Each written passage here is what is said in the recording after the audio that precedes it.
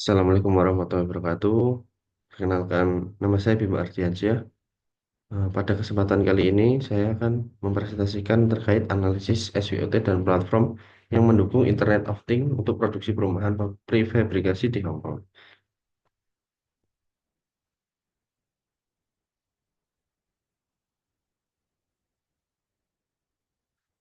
Masalah keseimbangan antara penawaran dan permintaan perumahan menjadi salah satu tantangan utama di Hong Kong yang memiliki keterbatasan lahan dan harga tanah tinggi, menyebabkan masyarakat beralih ke perumahan umum. Hal ini diperburuk dengan waktu tunggu panjang untuk mendapatkan perumahan sewa publik, serta kendala lain seperti kekurangan tenaga kerja, keselamatan kerja, dan perlindungan lingkungan. Sebagai solusi, konstruksi prefabrikasi diperkenalkan untuk meningkatkan efisiensi dan mengurangi dampak lingkungan dari metode konstruksi tradisional. Namun penerapan teknologi prefabrikasi di Hong Kong masih tertinggal dibandingkan negara maju lain, disebabkan oleh fragmentasi dalam proses produksi dan kurangnya kesadaran atas potensi penghematan biaya. Studi ini melakukan analisis SWOT untuk menilai tantangan dan peluang prefabrikasi di Hong Kong dan mengusulkan pengembangan platform berbasis Internet of Things untuk mengatasi kelemahan dan ancaman, mendukung manajemen produksi perumahan prefabrikasi yang lebih efisien di masa depan. Konstruksi prefabrikasi merujuk pada pembangunan struktur di pabrik khusus sebelum dipasang di lokasi penggunaan berbeda dari konstruksi konvensional di lokasi. Metode ini melibatkan pembuatan modul bangunan di pabrik, kemudian dikirim ke lokasi menggunakan trailer khusus dan menawarkan berbagai manfaat seperti pengurangan biaya, risiko keselamatan, serta dampak lingkungan, dan peningkatan kualitas serta profitabilitas. Pendekatan analisis SWOT diadopsi sebagai alat utama untuk analisis strategis manajemen produksi perumahan prefabrikasi di Hong Kong. Proses ini melibatkan 4 langkah utama, yaitu pertama meneliti pengembangan produksi perumahan saat ini, menyusun pertanyaan penelitian, melakukan analisis SWOT, dan mengusulkan platform yang sesuai. Konstruksi prefabrikasi telah lama diterapkan di Hong Kong, dimulai sejak 1980-an dalam proyek perumahan publik seperti skema kepemilikan rumah, elemen pracetak yang sering digunakan, termasuk tembok-tembok pembatas, fasad dinding, dan hingga komponen kompleks seperti dapur dan kamar mandi volumetrik. Rumah prefabrikasi menawarkan keuntungan dalam hal efisiensi produksi dengan memungkinkan komponen konstruksi dibuat di luar lokasi. Namun terdapat beberapa kelemahan yang signifikan. Proses pemodelan informasi bangunan atau BIM dan pengiriman desain ke produsen masih belum optimal, sehingga pembuatan gambar teknis langsung dari model BIM menjadi sulit. Penanganan informasi pemesanan secara manual menimbulkan risiko kesalahan, terutama saat menerima pesanan dari berbagai klien dan lokasi konstruksi. Permasalahan dalam Ho- Hong Kong menghadapi masalah perumahan yang sangat kompleks dengan pasokan perumahan yang terbagi menjadi 3 kategori utama, yaitu perumahan pribadi, perumahan umum, dan perumahan subsidi. Hingga Maret 2012 terdapat 2.599.000 apartemen dengan 56% merupakan apartemen pribadi.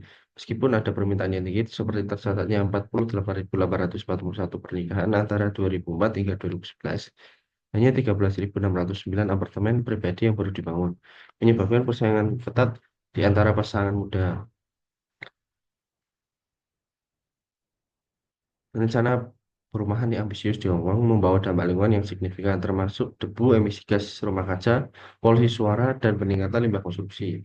Meskipun industri berkontribusi besar terhadap perkembangan lingkungan binaan, ia juga menjadi penyebab utama perampasan sumber daya alam. Pada tahun 2011, Hong Kong mencatat pengangkutan sampah ke tempat pembuangan akhir mencapai 13.458 ton per hari, dengan limbah konsumsi menyumbang 25% dari total tersebut.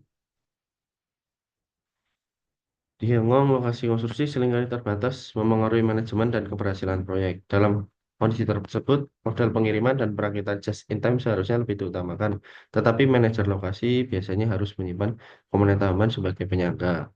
Keterbatasan ruang juga meningkatkan waktu yang dibutuhkan untuk transportasi vertikal komponen pracetak dari lantai dasar ke lantai yang dituju. Dan pengembangan platform inovatif berkemampuan IoT yang menggunakan BIM untuk merekayasa ulang proses konstruksi prefabrikasi lepas pantai bertujuan untuk mengatasi kelemahan dan menghadapi ancaman teridentifikasi dalam analisis SWOT. Prinsip utama platform ini adalah mengubah kelemahan menjadi kekuatan dan meminimalkan ancaman. Proses pengembangan mencakup 5 langkah. Pertama, pemetaan proses prefabrikasi, selanjutnya pengaturan aliran informasi, dan pengembangan portal web berbasis SOA, integrasi teknologi Auto ID, integrasi sistem berbasis BIM dan IoT. Berikut matriks dari analisis SWOT. Dalam kondisi internal, terdapat kekuatan dan kelemahan. Kekuatan yaitu pengalaman yang luas dalam konstruksi prefabrikasi. Yang kedua, pelopor dalam mempromosikan teknologi informasi. Ketiga, konsensus otoritas bangunan mengenai promosi teknologi prefabrikasi. Keempat, peran utama dalam mengundangkan peraturan terkait MPHP. Untuk kelemahan, transmisi informasi yang tidak efisien antara tahap desain dan prefabrikasi. Kedua, kurangnya visibilitas dan ketertelusuran informasi secara real time. Ketiga, kesenjangan informasi di antara para pemangku kepentingan, teknologi, dan proses.